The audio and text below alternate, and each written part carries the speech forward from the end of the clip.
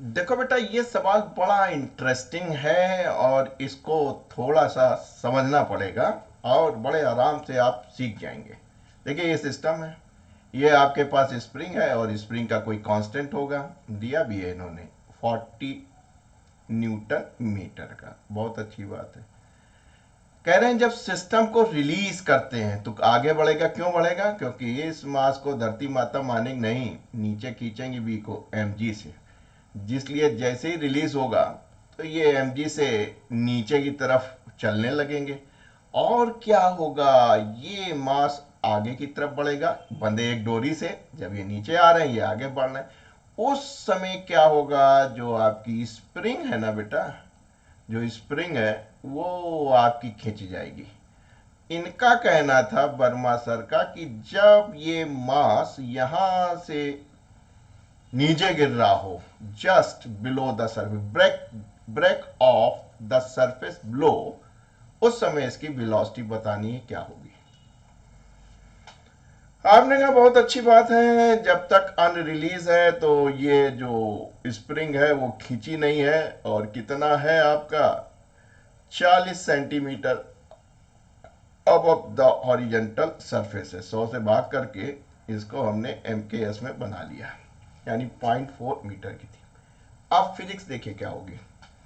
जब ये इधर आगे, ये जैसे ही आपने रिलीज किया, एम जी नीचे लगा, इन्होंने खींचा तो ये आगे चला। जब ये आगे चला तो स्प्रिंग क्या हो रही होगी? स्प्रिंग इंग्लोगेशन हो रही होगी, खींच रही होगी। तो कितनी खींचेगी? सबसे पहले वही निकालना है। आपने कहा कि sir x amount of length spring की खींची, ठीक। तो उसकी वजह से क्या होगा, हमने आपको बताया है, जब भी स्प्रिंग को खींचते या प्रेस या कंप्रेस या इलोंगेशन करते हैं, खींचते हैं उसको, तो उसके अंदर एक रिस्टोरिंग फोर्स आ जाता है। This is the property of spring, कि अगर आप स्प्रिंग को खींचेंगे, ऐसे तो कुछ नहीं बोलेगी, दाबेंगे, कंप्रेस करेंगे या स्ट्रेच करेंगे, खींचेंगे, बस तभी इनका क्या होगा, एक तो टेंशन आ जाएगा, स्प्रिंग एक रिस्टोरिंग फोर्स लगाएगी, और दूसरा एनर्जी भी स्टोर होती है। एनर्जी कितनी स्टोर होती है आप जानते हैं, -12 के एक्स स्क्वायर। बहुत सवाल लगा है, अब तो 50 सवाल में पहुंच रहे हैं। और जो रिस्टोरिंग फोर्स होता है वो भी आप जानते हैं, के इंटू एक्स, यानी जितना खींच रहा हो उससे है, नेचुरल लेंथ से कोई मतलब नहीं। इसका मतलब है कि हमको एक्स निकालना जरूरी है, क्योंकि हमको टी की आवश्यकता पड़ेगी, और टी बराबर किसके होगा? रिस्टोरिंग फोर्स है, के इंटू एक्स के। अब देखिए, अगर दोस्त हम कहें कि ये एंगल थीटा है, ठीक, इसलिए कर दिया क्योंकि ये मालूम हो जाएगा और ये मालूम। आपने कहा, सोती सर ने कहा कि अगर कोई वेक्टर एंगल पे तो क्या करोगे? रिजॉल्व करेंगे, रिजॉल्व करेंगे, रिजॉल्व करेंगे। Tension is a vector quantity, तो इसको रिजॉल्व करेंगे। तो इस टेंशन को जब आप रिजॉल्व करेंगे तो उसके दो कंपोनेंट होंगे। इधर है ना रिस्टोरिंग फोर्स, तो इसलिए दो कंपोनेंट, एक ये एक ये आपने थीटा माना है तो अल्टरनेट एंगल ये थीटा होगा, और ये आपका टी कॉस थीटा हो जाएगा। ऑब्वियसली ये टी साइन थीटा होगा, इस पर हम ज्यादा जगह नहीं है इसलिए नहीं दिखा रहे हैं। अब देखिए दूसरी बात, अगर मान लीजिए ये बेचारा यहां से एस दूरी चला है, जस्ट बिलो, गिरने से पहले, तो जाहिर सी बात है जितना ये आगे बढ़ा होगा उतना ही तो ये नीचे उतरा होगा। तो बस आपका काम बन गया, सारी फिजिक्स आ गई। अब इसमें यूज करने की देरी है कि साहब ये 0.4 मीटर का था, स्प्रिंग कांस्टेंट के था, जैसे रिलीज किया ये आगे बढ़े, जब यहाँ पहुंचे यहीं वेलोसिटी निकालनी है। ऐसे सूरत हाल में स्प्रिंग खिंच गई जो कि एक्स थी, और हमने उसके रिस्टोरिंग फोर्स को, वेक्टर है, रिजॉल्व किया तो हमें टी कॉस थीटा मिला। और ये जो आगे बढ़ी थी किसकी वजह से थी? एम जी से। तो ये भी फोर्स है, टी कॉस थीटा। और इसको बैलेंस किसने किया बेटा वर्टिकल में? एम जी ने किया। Am right? काम बन गया आपका। T is the restoring force, जिसको आप के एक्स कह सकते हैं। आपने कहा कि सर ये के एक्स था, यहीं से आपने एक्स को निकाल लिया, तो एक्स बराबर क्या हो गया? एम जी अपॉन ए कॉस थीटा। एम कितना है? एम जी है, मास के साथ जी मतलब ग्राम, तो किलोग्राम में बदलने के लिए क्या करोगे, 1000 से भाग कर देंगे। और जी को इन्होंने 10 कहा है, ना भी कहते तो भी वही लेते। ये थी कॉस थीटा क्या होता है, बेस अपन हाइपोटेन्यूज। बेस आपके पास क्या है, अगर इस ट्रायंगल को देखें तो ये आपके पास बेस है, ये आपका परपेंडिकुलर हो गया और ये आपका विकर्ण या हाइपोटेन्यूज हो गया। तो बेस आपके पास क्या है, इतना। हाइपोटेन्यूज कितना है आपके पास, कहीं साहब एक्स एक्सटेंड हो गया था।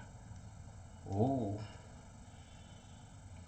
चलिए, मरता क्या ना करता।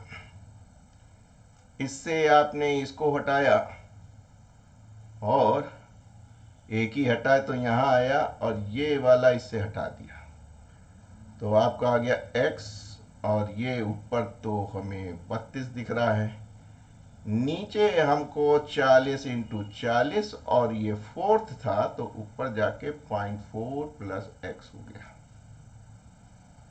काम बन गया। आपने कहा 8 चौक 32, 8 पंजे 40। ओहो, 4 से काटा है 10 होगा, ठीक। 8 से काटे तो आपका ये हो जाता है। फिर काट सकते हैं भाई, इसको आपने काट दिया, इसको कर दिया 2, एम ए राइट। और इस 2 से आपने इसको काटा कर दिया 5। बस काफी हद तक आप पहुंच चुके हैं।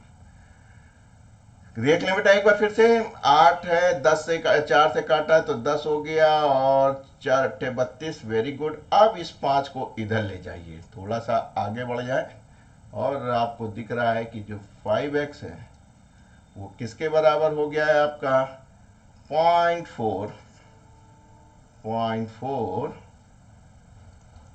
प्लस x के, राइट। 0.4 प्लस x के काम बन रहा है आपका।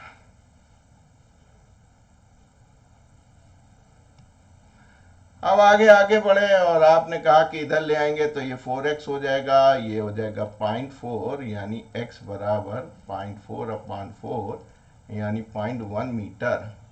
यही आप चाहते भी थे कि भाई साहब पहले x तो निकले।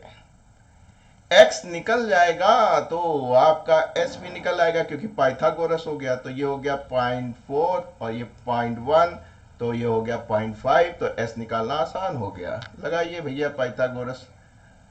आपने कहा कि भाई साहब इस पाइथागोरस से 0.5 का स्क्वायर बराबर 0.4 का स्क्वायर। अरे बेटा इसमें जोड़ दिया हमने, x इसके अंदर जोड़ दिया हाइपोटेन्यूज में, 0.4 प्लस 0.1 0.5 प्लस s स्क्वायर हो गया आपका 0.5 का स्क्वायर माइनस 0.4 का स्क्वायर बराबर s स्क्वायर। तो a प्लस बी एक बार जोड़ दीजिएगा तो 0.9 हो जाएगा और एक बार घटा दीजिएगा, राइट। अगर हम इसको हटा दें तो ये 10 हो जाएगा, इसको हटा दें 10 हो जाएगा तो s हमारा निकल आएगा। ये हो जाएगा 3/10 यानी 0.3 metre. You won the half of the battle. आधा सवाल आपका हल हो गया। सारा खेल ये इस टेंशन का था जो स्प्रिंग में खिंचाव आ रहा है और जिसकी वजह से रिस्टोरिंग फोर्स लग रहा है, जिसको आप टेंशन कह रहे हैं, इसको आपने रिजॉल्व कर लिया। इसकी कोई ज़रूरत नहीं थी, राइट। इस वाले कंपोनेंट से हमको x मिल गया बैलेंसिंग करते, और अब हमारे को law of conservation of energy लगा दें।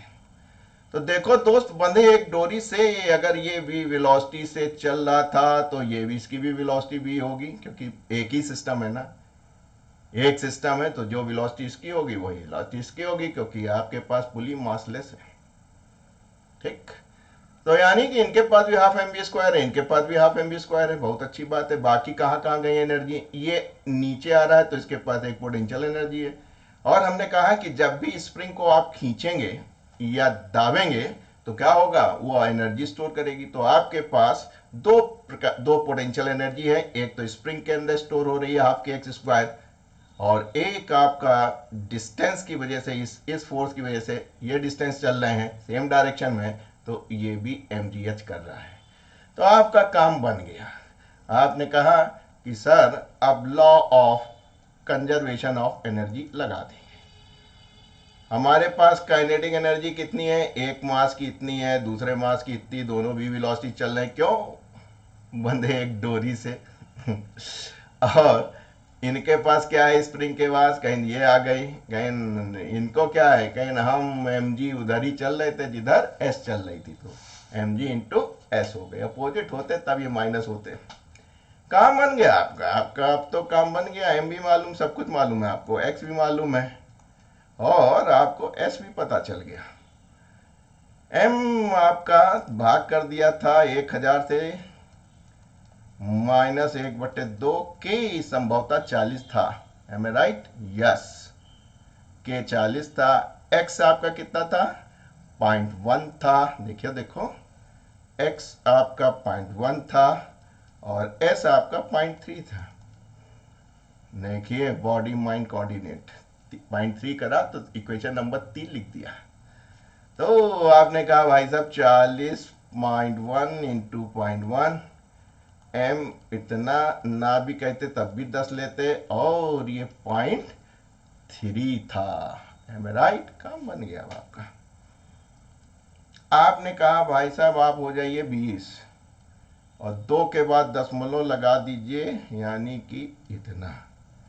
इनके सूरत हाल क्या थे, ये हो गए थे 3 दुनाई 6 और 3 त्रिका 9 लगेगा तो 2 ही के बाद घटा दिया जाए तो 0.2 घट रहा है, ऐसा लिख लीजिएगा तो गलती के चांस कम हो जाएंगे। 0.76। अब हमको लगता है कि हमको कैलकुलेटर जी का साथ लेना पड़ेगा, यानी कि 32 को भाग करना पड़ेगा। 32 दुनाई 64, 2 पॉइंट समथिंग आएगा और उसका हमको रूट लेना पड़ेगा। तो पहले भाई थोड़ा सा कैलकुलेटर जी थोड़ी मदद कर दीजिए ताकि बच्चों का सवाल निकल आए। इसलिए v is equal to under root ले लें, ओ 1.54 और यही इन्होंने सर ने 1.5 मीटर पर सेकंड की रख दी, यानी जब दौड़ा रहे होंगे तो इनकी वेलोसिटी क्या होगी, 1.5 होगी। तो देखो कितना अच्छी बात है, हमें गिरने दो, उसको बढ़ने दो आगे, वो बढ़ा आगे तो क्या होगा, स्प्रिंग जो था वो खिंच गया और उसके अंदर रिस्टोरिंग फोर्स आ गया, जिसको आपने टी कह दिया, इसको रिजॉल्व कर लिया। तो ये वाला जो कंपोनेंट है, कहानी सारी यहीं शुरू हुई, ये वाला जो कंपोनेंट है किसके बराबर हो गया, mg के बराबर। बस वहीं से हमने x निकाल लिया, x के निकलते s आ गया। फिर हमने देख लिया एनर्जी क्या हालत है, क्योंकि वर्क पावर एनर्जी पढ़ रहा हूं, कहीं ये भी दौड़ रहे थे, हाफ mv² थे, ये भी दौड़ रहे थे। काइनेटिक एनर्जी तो पॉजिटिव होता, उसमें पॉजिटिव निगेटिव होता नहीं।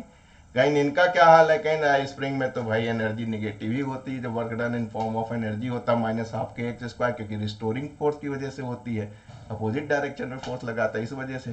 क्या कोई बात नहीं, हाफ के x²। कहीं तुम क्या हो, कहीं भैया हम तो mg नीचे जा रहे, तो उधर ही डिस्टेंस जा रहा था, यानी mg और डॉट इसमें cos 0, कहीं हम तो भैया सेम डायरेक्शन में थे, अपोजिट नहीं थे, तो क्या हो गया, पॉजिटिव हो गया। तो सारी काइनेटिक एनर्जी को उठा के पोटेंशियल एनर्जी के बराबर कर दिया। कहीं भैया सिस्टम में इतनी काइनेटिक थी और इतनी पोटेंशियल थी, तो जाहिर सी बात है पोटेंशियली काइनेटिक, काइनेटिक पोटेंशियल में ही बदलती है, यही तो मैकेनिकल एनर्जी का सिस्टम है। तो दोस्तों बहुत सुंदर सवाल था, उम्मीद है अच्छा लगा होगा।